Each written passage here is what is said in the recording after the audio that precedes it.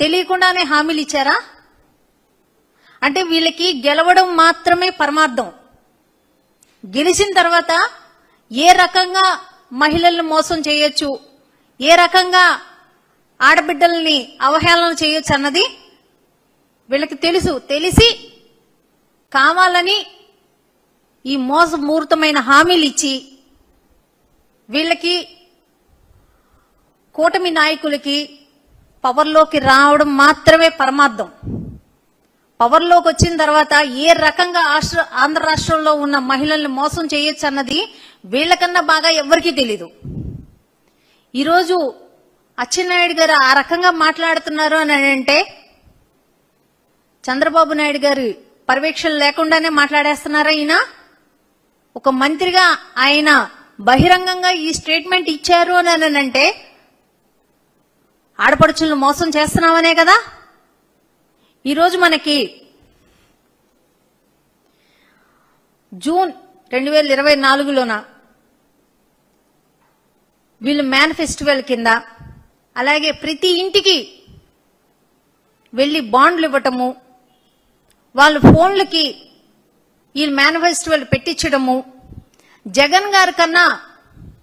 జగన్మోహన్ రెడ్డి గారి కన్నా మేము అధికంగా ఇస్తాము, మేము ఇంకా సంక్షేమ పథకాలు అందజేస్తాము, ప్రతి ఒక్కరికి మేము అందజేస్తాము అని చెప్పి ప్రతి ఒక్క ఇంటికి వీళ్ళు మేనిఫెస్టివల్ ఫోన్లో పంపించడము, ఓటీపీలు తీసుకోవటము, ఈ సంక్షేమ పథకాలన్నీ మీకు అందజేస్తామని చెప్పి తెలియజేసి ఈరోజు ఆడబిడ్డ నిధి ఆంధ్ర రాష్ట్రాన్ని అమ్మితే గాని మేము ఇవ్వలేము అని ఒక మంత్రి మాట్లాడడము చాలా హాస్యాస్పదం. వీళ్ళ మీద పెట్టాలి 420 కేసులు.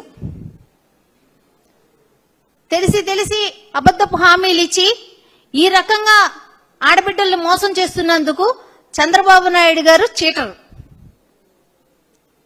4 సార్లు సీఎంగా చేసిన వ్యక్తి, 40 ఏళ్ల ఇండస్ట్రీ ఆయన చంద్రబాబు నాయుడు గారు చీటర్ కాక ఇంకేమవుతారు?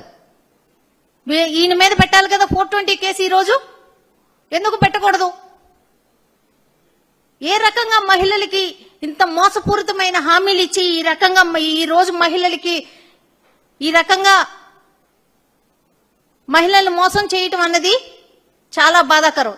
ఇది చంద్రబాబు నాయుడికి ఈరోజు ఏం కొత్త కాదు. 2014-19లో కూడా డోక్రా రుణమాఫీ అని చెప్పి మహిళలు మోసం చేయడం జరిగింది. ఆ రోజు కూడా 14,204 కోట్ల రూపాయలు మహిళలకి డోక్రా రుణాలు మాఫీ చేస్తానని చెప్పడం జరిగింది. ఆ రోజు కూడా ఈ రకంగానే మహిళలను మోసం చేశారు. అది వడ్డీతో సహా 25,424 కోట్లకు చేరుకుంది.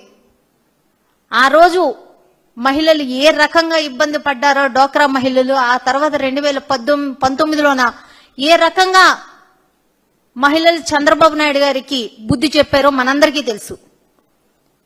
ఈరోజు ఆడబిడ్డ నీదని చెప్పి 18 ఏళ్లు దాటిన ప్రతి ఒక్క మహిళకి 59 ఏళ్ల లోపు ఉన్న ప్రతి ఒక్క మహిళకి మేము నెలకి 1,500 చొప్పున ఆడబిడ్డ నిధి కింద అందజేస్తామని చెప్పడం జరిగింది. ఈరోజు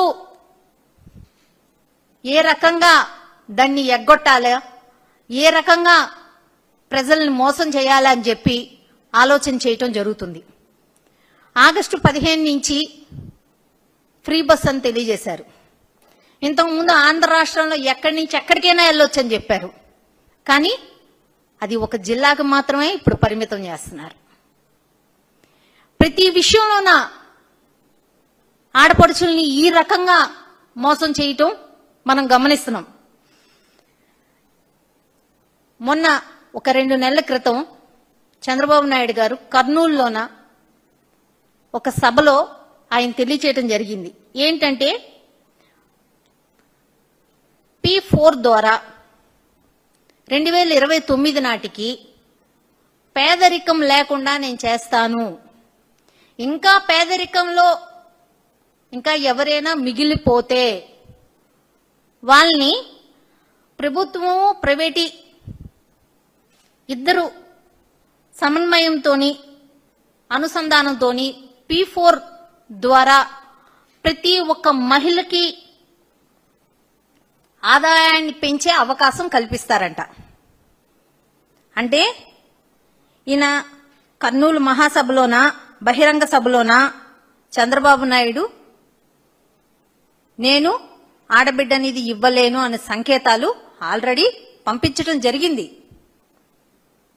దాన్ని అచ్చెన్నాయుడు గారు నిన్న ఆంధ్ర రాష్ట్రం అమ్మితే గాని ఆడబిడ్డనిది ఇవ్వలేము అని ఈ రకంగా తెలియజేస్తున్నారు. అంటే నిదానంగా 2 నెలల క్రితం ఆయన, ఇప్పుడు ఈయన 1 by 1 ఇలా చెప్పుకుంటా వచ్చి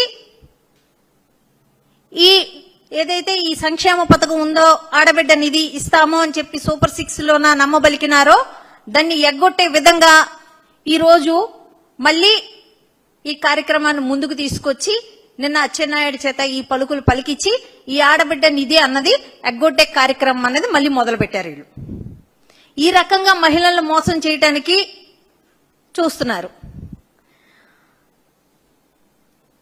వీళ్ళకి గెలవడమే పరమావధి గాని వీళ్ళకి ఎలాంటి చిత్తశుద్ధి లేదు. ప్రతిసారి వీళ్ళు ప్రజలకి మహిళలకి వెన్నుపోట పొడుస్తున్నాము అని వీళ్ళు నిరూపించుకుంటున్నారు. ప్రతిసారి వీళ్ళకి ఈ రకంగా మహిళలను మోసం చేసి ఈ రకంగా మనం మోసపూరితమైన హామీలు ఇస్తే గాని మనం గెలవము అన్న సంగతి వాళ్ళకి తెలుసు. తెలిసే ఈరోజు మహిళల్ని ఈ రకంగా మోసం చేస్తున్నారు. అదే గతంలోన జగనన్న నవరత్నాలు అనౌన్స్ చేసినప్పుడు మరో శ్రీలంకగా మారిపోతుంది ఆంధ్ర రాష్ట్రం అని చెప్పింది చంద్రబాబు నాయుడు. మరి అదే చంద్రబాబు నాయుడు గారు అదే ఎలక్షన్ ప్రచారాల్లో తిరుగుతూ జగన్మోహన్ రెడ్డి గారు ఏదైతే సంక్షేమ పథకాలు అందజేస్తున్నారో అవన్నీ నేను అమలు చేస్తాను, ఏ ఒకటి నేను ఆపను అని చెప్పారు. అంతకన్నా ఎక్కువ నేను ఇస్తాను అని చెప్పి మేనిఫెస్టో వాళ్ళు తయారు చేయడం జరిగింది. మరి 40 ఏళ్ల ఇండస్ట్రీకి ఈయన ఇస్తే శ్రీలంకగా మారిపోద్దని తెలీదా? మరి ఏ రకంగా ఈయన ఆంధ్ర రాష్ట్ర ప్రజలకి చెప్పాడు? ఏ రకంగా ఈయన హామీలు ఇచ్చారు? మరి ఈయన చేస్తే శ్రీలంకగా మారిపోదా మరి ఆంధ్ర రాష్ట్రం?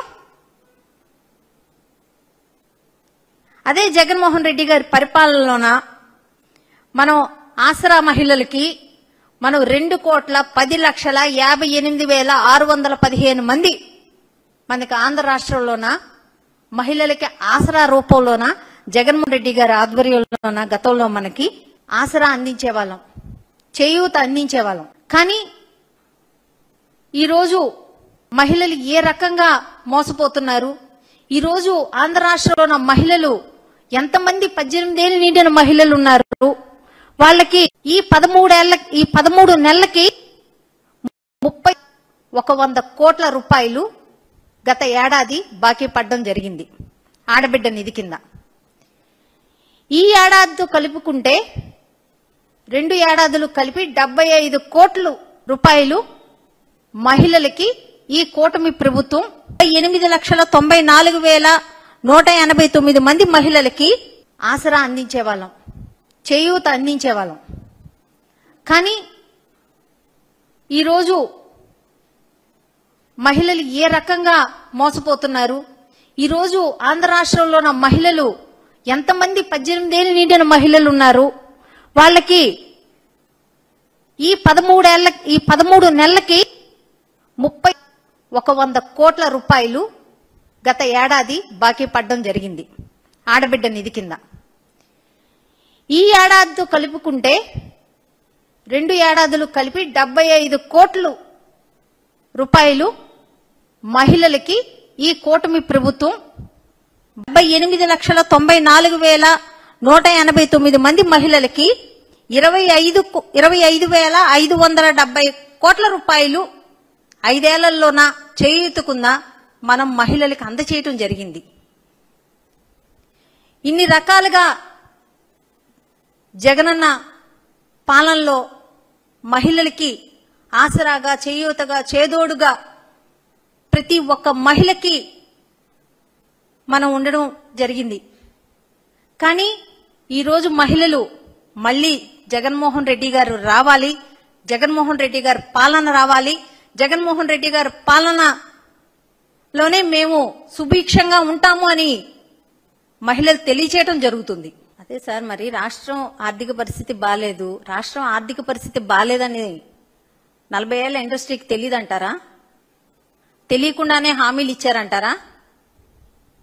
మరి జగన్మోహన్ రెడ్డి గారు అదే కదా చెప్తున్నారు, రాష్ట్రం విభజన జరిగింది, అలవ కాని హామీలు నేను ఇవ్వలేను, అవి ఇస్తే దాని మూలాన ప్రజలకి అబద్ధపు మాటలు చెప్పడమే జరుగుతుంది గాని ఈ హామీలన్నీ నెరవేర్చలేము, అలవ కాని హామీలు ఇవ్వకూడదనే కదా జగన్మోహన్ రెడ్డి గారు చెప్పారు. మరి చెప్తే అది కాదు, మేము ఇవ్వగలము, మేము ఇస్తామనే కదా వీళ్ళు వచ్చారు. మరి వచ్చినప్పుడు మరి మహిళలకి అన్ని రకాలుగా మాట ఇచ్చినప్పుడు ఆ మాట నెరవేర్చాలి కదండి. ఎలా నెరవేర్చరు? ఖచ్చితంగా వీళ్ళ మీద 420 కేసు పెట్టాలి, వీళ్ళ మీద చీటర్లని వీళ్ళ మీద కేసులు పెట్టాలా? ఎందుకు పెట్టకూడదు? మరి మీరిచ్చిన హామీలే కదా, మీరు ప్రమాణాలు కూడా చేశారు కదా. ప్రతి ఇంటికి మీరు ఓటీపీల ద్వారా మీరు ఫోన్లు కూడా పంపించారు కదా మేనిఫెస్టోలు. ముఖ్యమంత్రి గారు, ఉప ముఖ్యమంత్రి గారు ప్రమాణం చేసి ఆ ప్రమాణం చేసిన ఈ సంతకాలు పెట్టిన అవి కూడా ఫోన్లకి ఓటీపీలకు పంపించారు కదా. మరి ఇంత సీనియర్లు కదా, వీళ్ళకి తెలియదా? మరి తెలియకుండానే హామీలు ఇచ్చారా? మరి ఈరోజు ఆంధ్ర రాష్ట్రాన్ని అమ్మాలా? 1 సంవత్సరం పాటు సూపర్ 6 మొత్తం ఎగ్గొట్టారు, ఇప్పటికీ చెప్పుకుంటున్నారు సూపర్ 6 మేము పూర్తిగా అమలు చేశామని. అసలు ఎలా చెప్పుకుంటున్నారు మరి అర్థం కావట్లా. ప్రజలు చూస్తున్నారు, ప్రతిదీ ప్రజలు చూస్తున్నారు.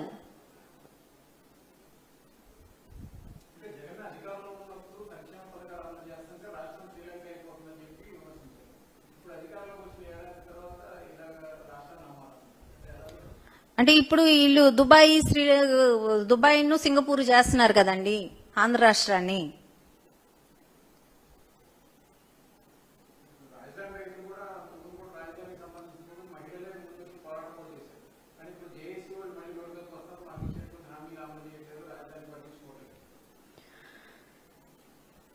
రాజధాని మహిళలకి ఆ రోజు ఏ రకంగా నమ్మబలికారో, ఏ రకంగా రాజధానిలో ఉన్న రైతులకు గాని మహిళలకు గాని ఏ రకంగా వీళ్ళు నమ్మబలికారో, ఏ రకంగా వాళ్ళని రెచ్చగొట్టారో మనం చూసాం. కానీ ఇప్పుడు వాళ్ళకే అర్థమవుతుంది, ఇప్పుడు రాజధానిలో ఉన్న రైతులకి మహిళలకి అర్థమవుతుంది వీళ్ళు ఎంత మోసం చేశారు. మళ్ళీ ఇంకా 44,000 ఎకరాలు మళ్ళీ తీసుకోవాలి అంటున్నారు, ల్యాండ్ పూలింగ్ అంటున్నారు. మరి ఇప్పుడు తీసుకున్న వాళ్ళకి ఇంతవరకు న్యాయం చేయకపోతే ఇకపైన తీసుకున్న వాళ్ళకి ఏం న్యాయం చేస్తారు? ఆ మాత్రం వాళ్ళకి అర్థం కావట్లేదా? మేము మోసపోయాము, మమ్మల్ని మోసం చేశారు అని